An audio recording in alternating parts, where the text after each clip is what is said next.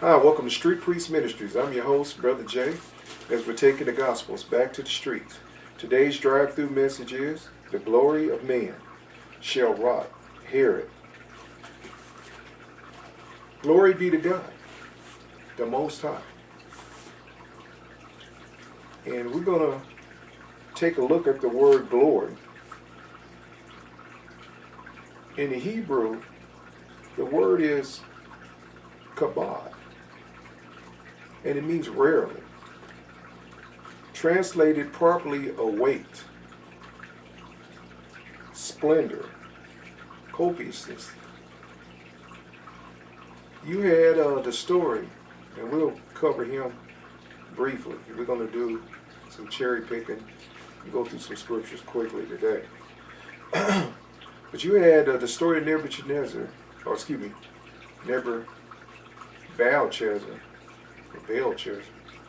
Nebuchadnezzar's son, when they were having a pagan feast and using the utensils from the temple, the God's gold goblets and everything from the temple, to celebrate their pagan feast, their pagan holiday. And a giant hand appeared on the wall. And it said, Mene, Mene, Tekel, Upharsin, which was Persian. And it meant, thy kingdom has been weighed in the balance and found wanting. The weight of God. We come up short. We're sinners. For all have sinned and come short of the glory of God. The glory of God is weight. And we can't match up. We come up short. And God's given glory to all His creation. The problem with His creation, including the first chief rebel, all has fallen, and a lot has followed him, including Adam and Eve and so forth. We want to exceed the glory God has given to us. And God's given everything a certain measure of glory. The heavens, the stars. Some stars are more magnificent in glory and shine than the other stars. Some you could barely see. Same with flowers or anything. All have a certain type of glory. Same with the animal kingdom, man. The sun is the center of the universe. And the sun gives light. And colors are a refraction of that light. Without the sun, you wouldn't see the glory of the flowers. There would be no glory. And God is like the sun. Without God, you wouldn't see the glory of anything. He's the center of the universe. Now, the word for glory, we're going to look at the ancient Hebrew. The word for glory is kabod. Like I state, properly weight, splendor, copiousness. The word in the Greek is dokeo, or dokeo. Actually, dokeo. And the stem root of that word is doxa. And it has a wide application. It means dignity, glory, glorious, honor, to magnify. To magnify. Now think about that. Titled is The Glory of Man Shall Rot. Here. If you try to magnify yourself apart from God, you're going to rot. Now let's look at the glory of God first before we get to the glory of man. And I got a specific character, of course, that we're going to show that magnified himself above God and what happened to him. But let's go to Psalms 24:7. Well, like I said, we're going to do some cherry picking. So we'll go to Psalms 24:7.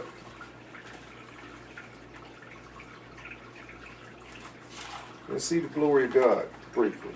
Let's go do some cherry picking. Man is always, throughout history,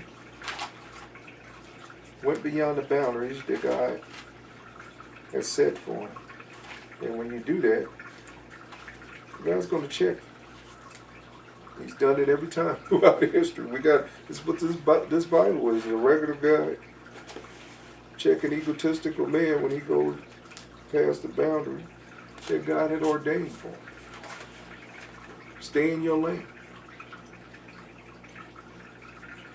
And unfortunately, this disease has crippled the church, the glory of men. Jesus said he seek more the glory of men than the glory that comes down from the Father above, from our Heavenly Father. That's the problem with the church world. All that spiritual showing off of this and strutting around like peacocks is for the glory of men. It's all flesh. Like I said, what's going on in the church world is the same business. Just only on the other side of the street. Ain't no different than what the world's doing. And we're supposed to be separated from the world, the cosmos, the way this world thinks. And part of this is seeking its own glory. Look at Hollywood.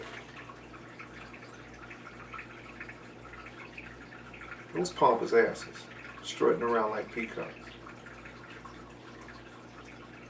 Prideful. Thinking they're God. A bunch of pompous asses.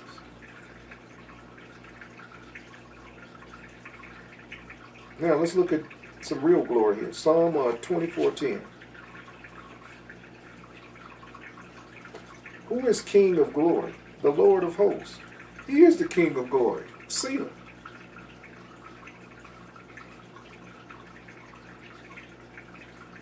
Read it again. For the deaf. Who is the King of glory? The Lord of hosts. The Lord of everything. He is the King of glory. Like we started out this. To God be the glory, the Most High. Now let's move on. Isaiah 6:1. Let's go to Isaiah 6:1.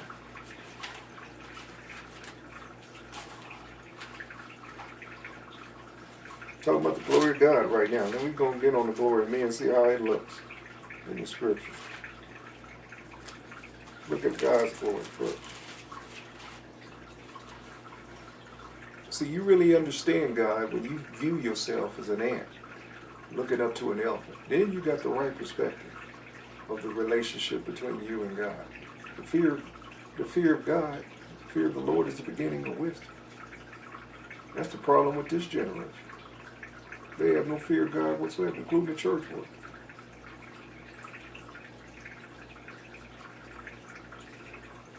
In the year King Uzziah died, I saw also the Lord sitting up on his throne, high and lifted up, and his train filled his temple.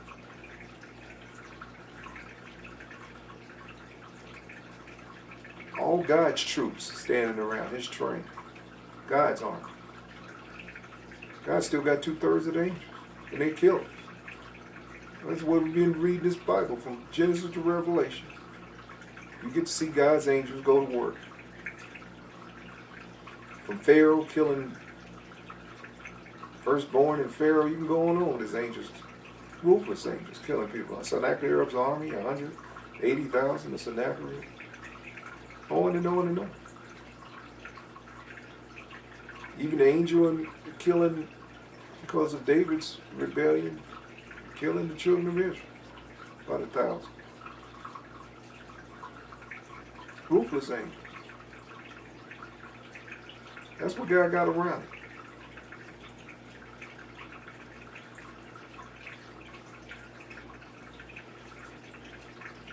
We restart again. In the year of King Uzziah died, I saw also the Lord sitting up on his throne, high and lifted up. That's where we need to see God. You got the right perspective. An ant looking up to an elephant, high and lifted up. Looking up to God's giant throne, with giant God sitting on it. And you don't feel like an ant looking up to an elephant. You have the right respect. Above it stood the cherubims, 50-foot tall angels, cherubims, with 6 wings, dreadful, guardians to the throne. Each one had 6 wings. With 2 wings he covered his feet, and with 2 he did fly. And one cried unto another and said, Holy, holy, holy is the Lord of hosts. The whole earth is filled with his glory. Whose glory? His glory. He gives the glory. To God be the glory. He dispenses glory to whom he will, and the amount of glory.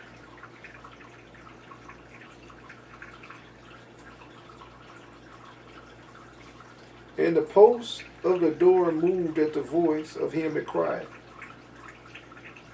It shook. When these 50-foot angels proclaimed the glory of God with a shout, the temple shook. The post of the temple shook.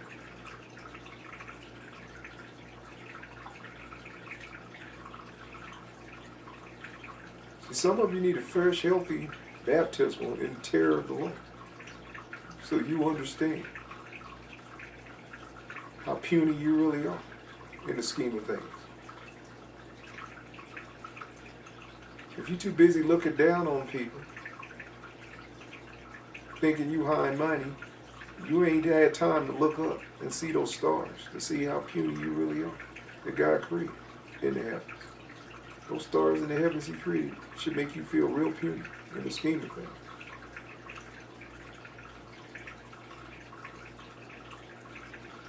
And the post of the door removed of the voice of him that cried, and the house was filled with smoke. Then said I, woe is me. That's the right response. This is Pastor Isaiah. He said, woe is me when he said that. When you see, if you fortunate enough not to see God on the back end, that's the great white throne judgment. That's going to be a terror in itself before you are bound and thrown into the lake of fire. Hopefully you won't see that part of it. But if you get to see him on the good side, woe is me. And he said, woe is me, for I am undone, because I am a man of unclean lips. To see God is to see how far short you really are. To see him in his glory. And how imperfect you really are. And how marred we really are. All of us.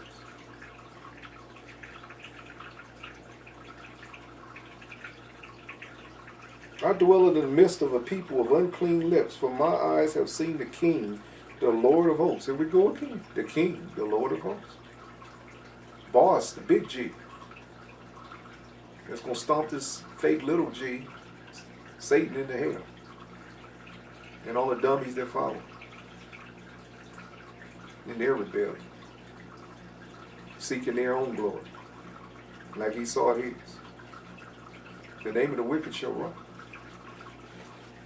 Now, let's go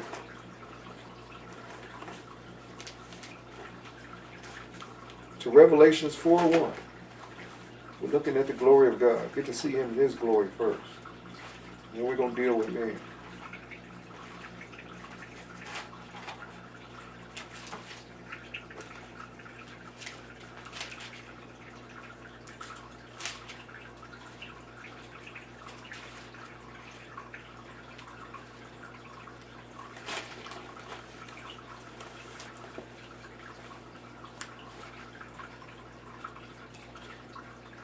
Revelations 4:1. After this I looked, and behold, a door was open in heaven. Now I'm taught on the whole book of Revelation, from chapter 1 to 22. So you can get that teaching. It's called the Apocalypse.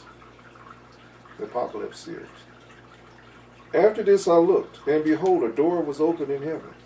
And the first voice which I heard was as if it were a trumpet talking with me, which said, Come up hither, and I will show thee the things which must be hereafter. And immediately I was in the Spirit. I'm taught, this is a type of the rapture. We're not going to be here when God during the tribulation, great tribulation. God's going to take his church out of here. What few they are. But like the 5 virgins that were wise, he's going to take them out of here. Get by teaching them right. I'm going to tell them, get the kingdom of heaven here. And immediately I was in the spirit, and behold, a throne was set in heaven, and one that sat on the throne. And he that sat was to look upon like a jasper and a sardine stone. And there was a rainbow round about the throne, in sight like unto an emerald. God's rainbow. That you have insane people trying to claim with their perversion. It's God's rainbow. His covenant that he made with men, that he won't destroy us by water anymore after the flood. It's God's rainbow. Remember that. And there was a rainbow round about the throne, in sight like unto an emerald. And round about the throne were 24 seats. God's government. And upon the elders sitting clothed in white raiment. And they had on their heads crowns of gold. And out of the throne, this is out of God's throne, pay close attention. Out of this sapphire blue throne, pay close attention what's happening. And out of the throne proceeded lightnings. I want you to use your imagination on it. Imagine a throne about 4 stories tall, sapphire blue in nature, rainbow about, giant God sitting on the throne, with lightning and thundering proceeding out of the throne. I mean, just imagine a giant rumble. Wouldn't that terrorize you? Yes, it should. It's the God we serve. It's been watered down to, I don't know what you call, cream puff God? I don't know what you call it. Kind of God the church world had made him out of. Santa Claus, a genie in a bottle, an amorphous mass of goo, of honey dripping goo, I don't know. This is the God I serve. A terror.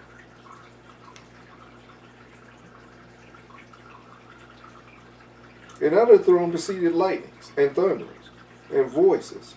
And there were 7 lamps of fire burning before the throne, which are the 7 spirits of God. 7 torches, giant torches going up. And you got the 50-foot angels around with all the wings.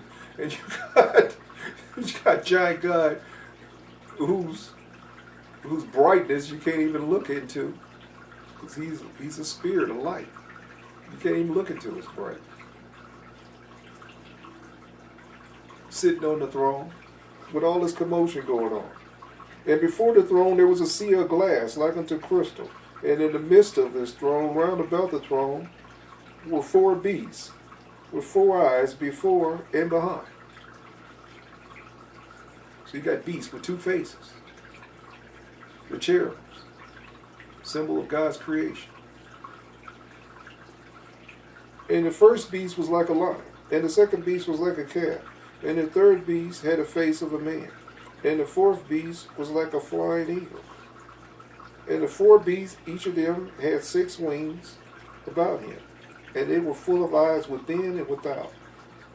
And night and day they said, Holy, holy, holy, God Almighty, which is, which was, and which is to come.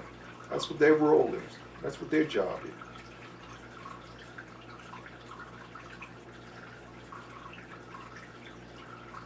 Don't this terrorize you? Does this look like anything that you hear in Christianity? The genie in the bottle God, God is a slave to you, and your greedy wants, greedy for gain wants. No, it's not the God I serve. This is him right here. He's a terror. And when the beasts give glory and honor and thanks to him that sat on the throne, who liveth forever and ever, the 4 and 24 elders fall down. Now this is God's government. 24 elders. They fall down. They get on their knees prostrate and throw their crown. The 4 and 24 elders fall down before him that sat on the throne and worship him that liveth forever and ever, and cast their crowns before the throne. Now this is God's government. God's elders. And they're falling down, castrate, and casting their thrones before, or crossing their crowns before the throne of God. That ought to tell you something. Now who are we? Not to fall on our face, prostrate, and worship the true and living God in all the ways he said to worship, in spirit and truth. Not BS, not Christian BS. That's what God's getting today. Glory be to God, the Most High. Now we got to see God's glory. Now let's look at man's.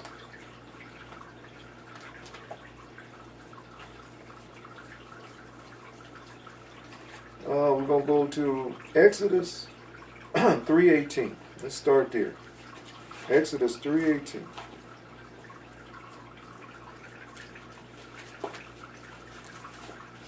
Talking about the glory of God versus the glory of me.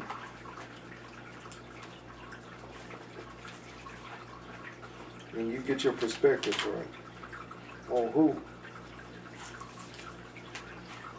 the big boss really is. And get those traditional filters off that have made void the Word of God.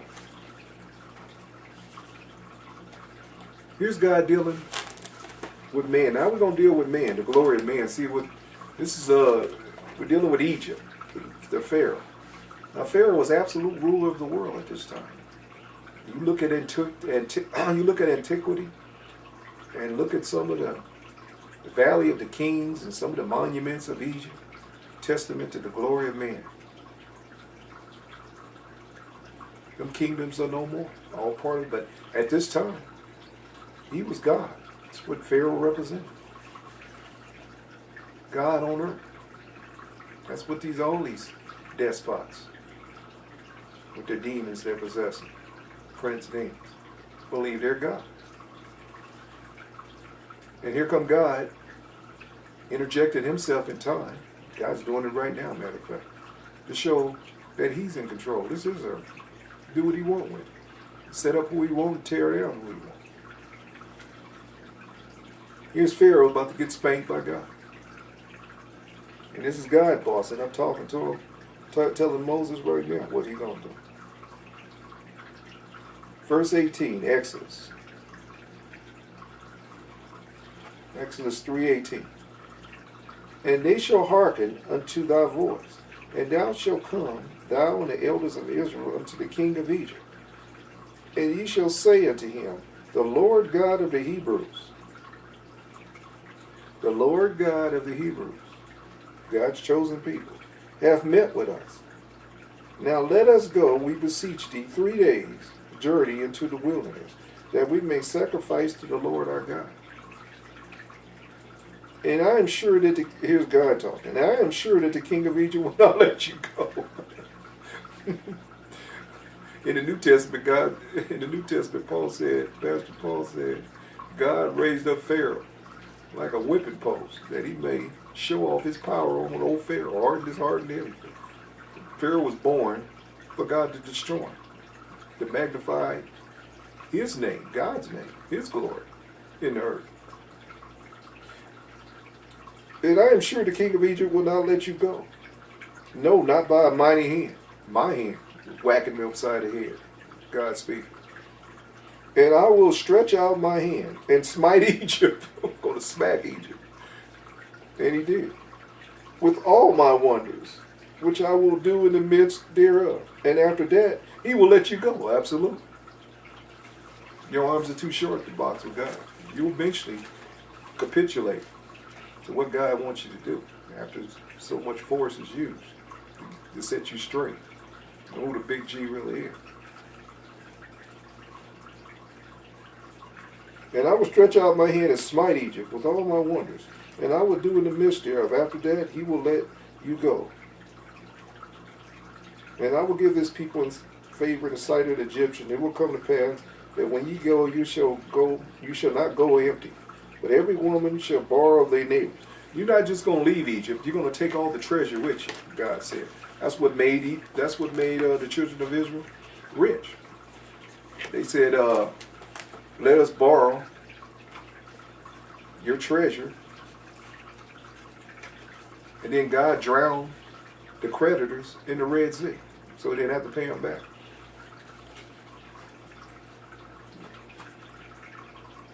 Now that's God doing business in this earth. Let's look again.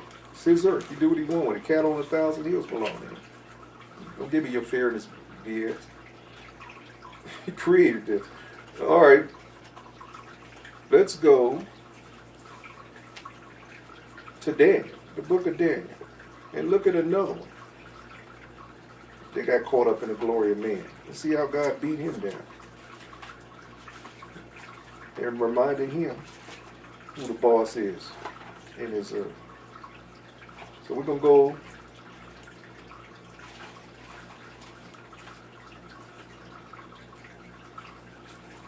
to Daniel. Let me see.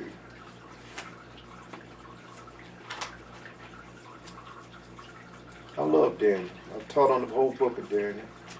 Pretty much. You can get the teaching and look it up on Daniel.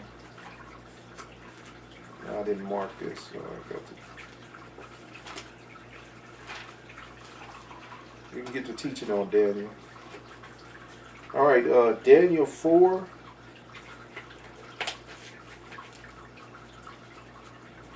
Daniel 4:17. Now, this is Nebuchadnezzar.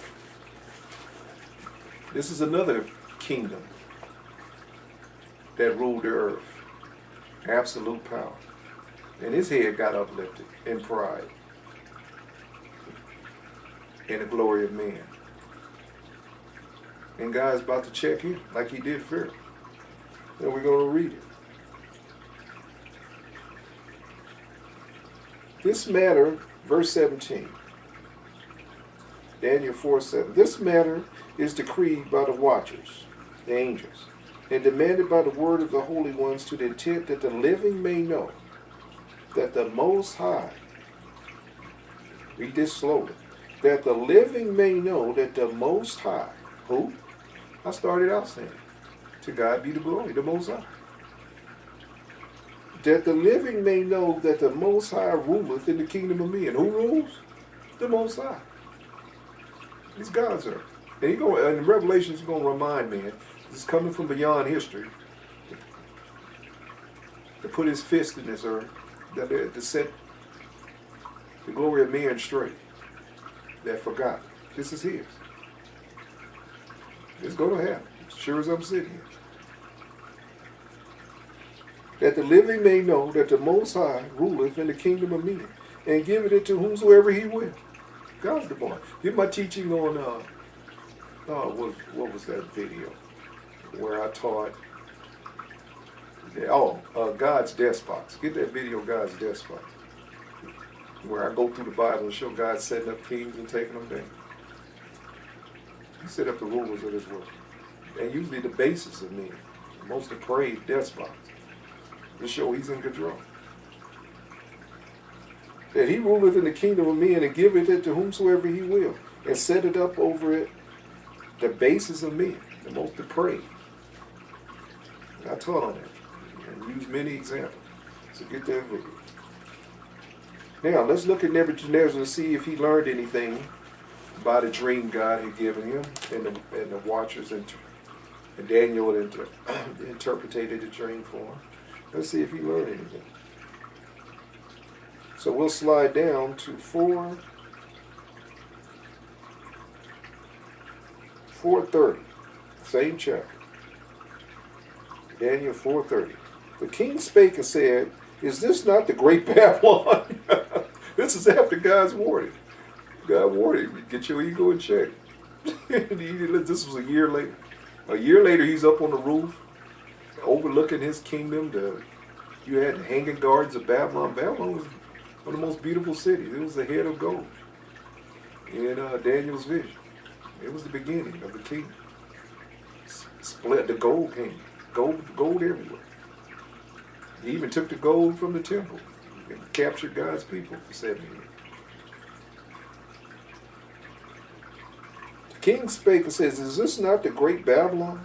That I, focus on that I. Anytime you run around, I hear that a lot with Christians. I, me. I already know that you're a babe-tard. I put you in the babe-tard category right away. As soon as you get to hear using that word too much. The king spake and said, is this not the great Babylon that I have built for the house of the kingdom by the might of my power, and for the honor of my majesty? Gave himself glory. He just crowned himself king of all creation and took God's spot.